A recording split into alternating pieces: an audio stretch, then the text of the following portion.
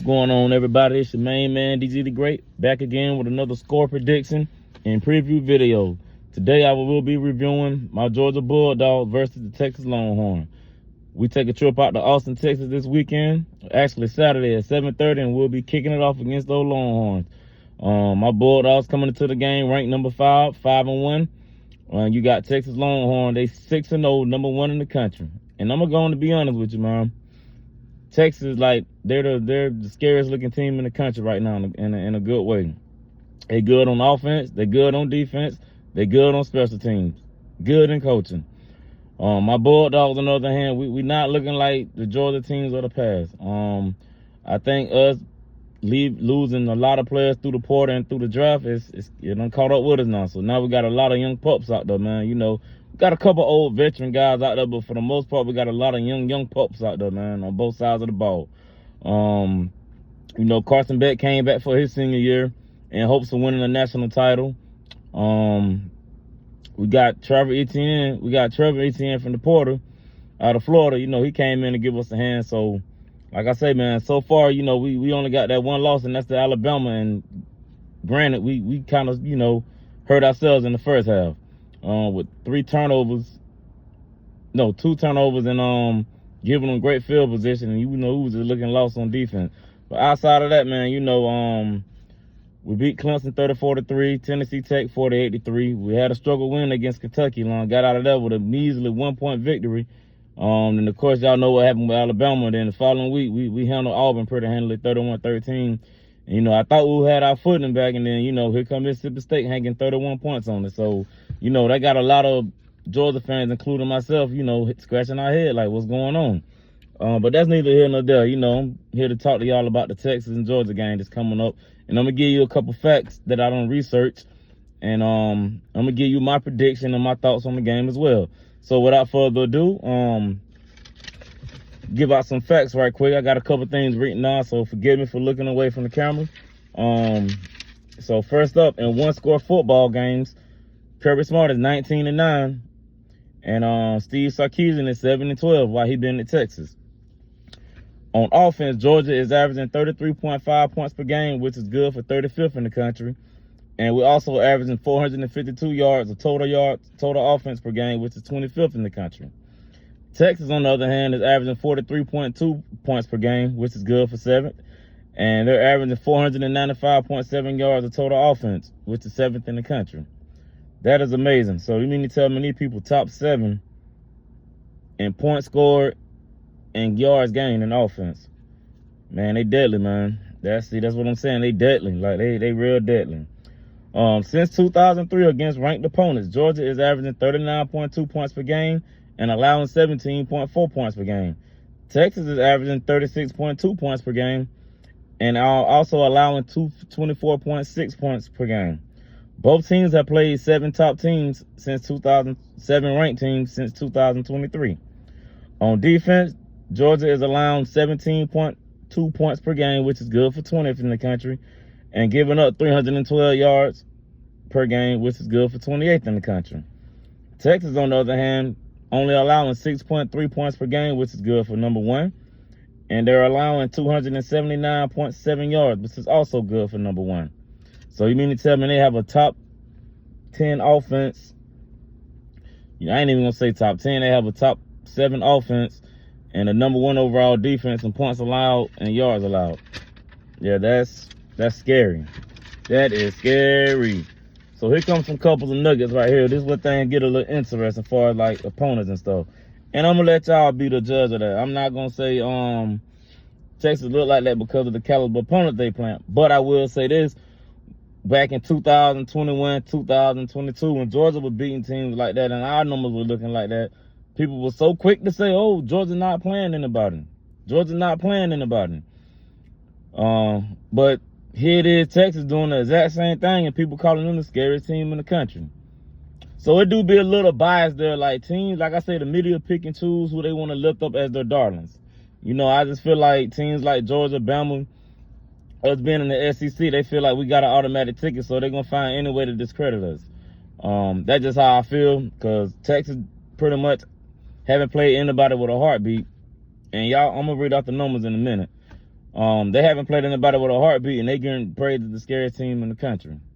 Granted, you can't help who they put in front of you. You handle who you put in front of you. I'm just saying from a media narrative that Georgia was doing the same thing back in 21 and 22, and people were saying, oh, we're not playing anybody. You're supposed to do that.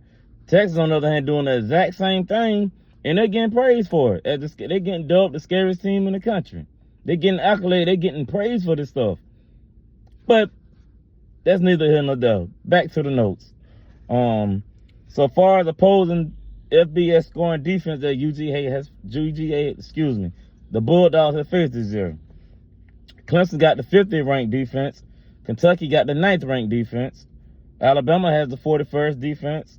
Auburn has the 41st defense. So those two tie for 41st, which is crazy.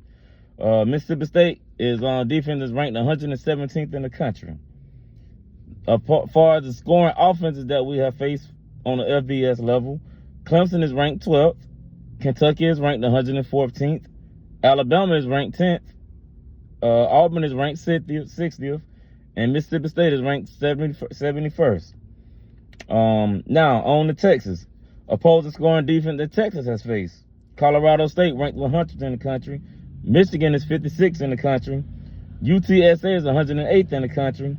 ULM is 32nd in the country, which is, by the way, they're number 2 on their list far like the best defense they faced.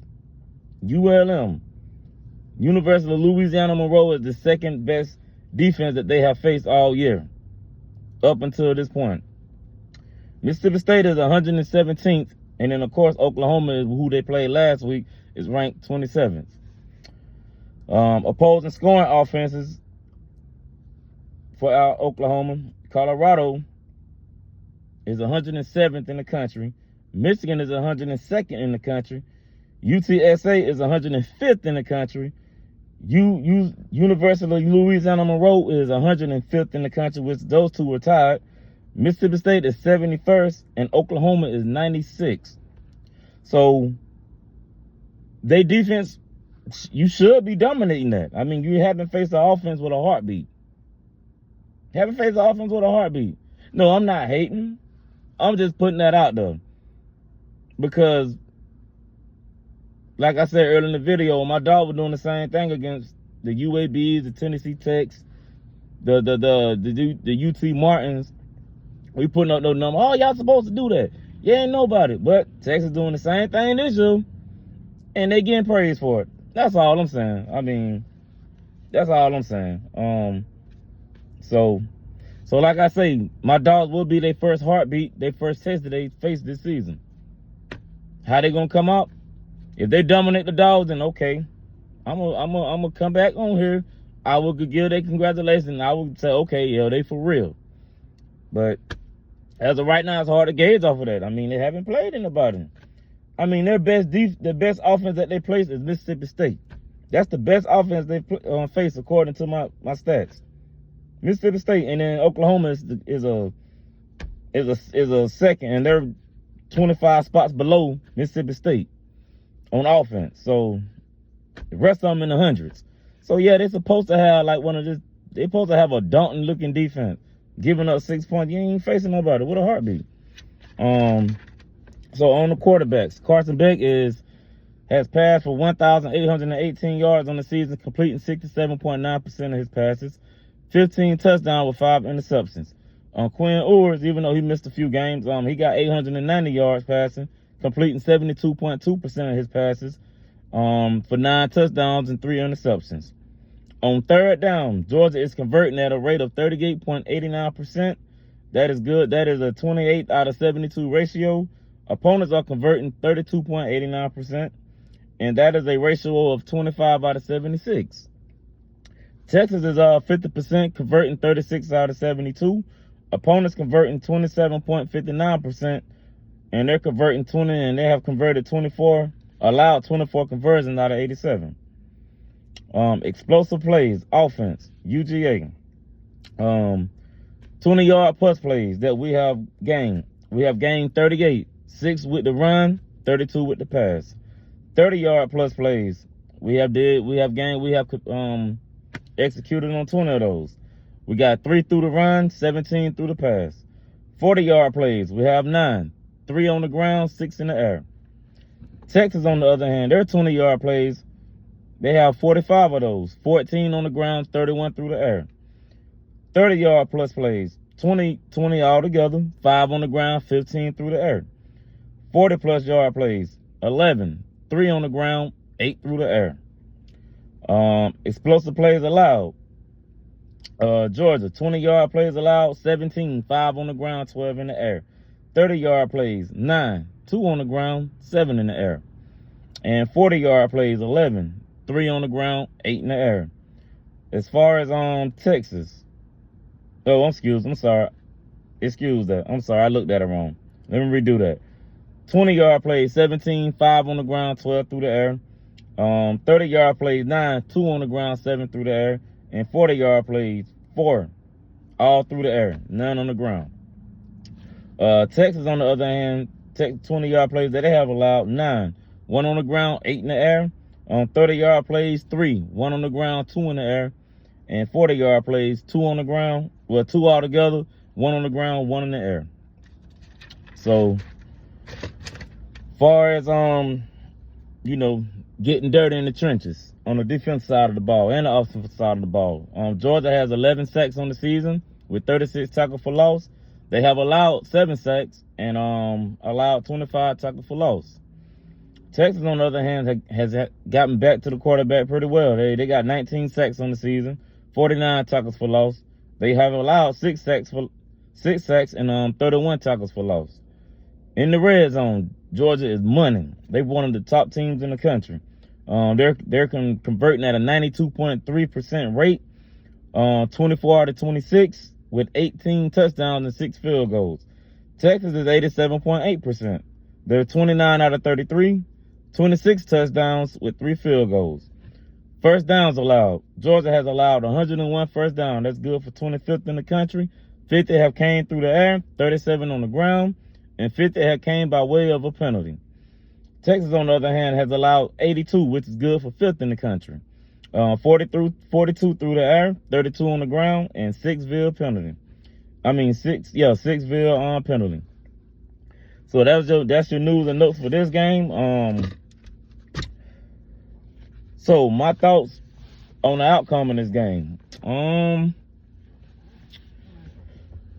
Georgia is kind of like in a position now where if we lose this game, our playoff chances is definitely slim to none, and we definitely won't be going to Atlanta for an SEC championship. Not the way with Texas playing, and that'll give us 2 conference losses. So I've been watching Georgia football a long, long time, especially under the guidance of Kirby Smart. And it seems like when his team back is against the wall, they do more good than they do bad. I think we're going to see a complete game from the Dogs this week. I think we're going to come out and start fast. I don't think we're going to make as many mistakes. I think we're going to play loose and free. And I think Georgia will go to Austin and win a close one by a score of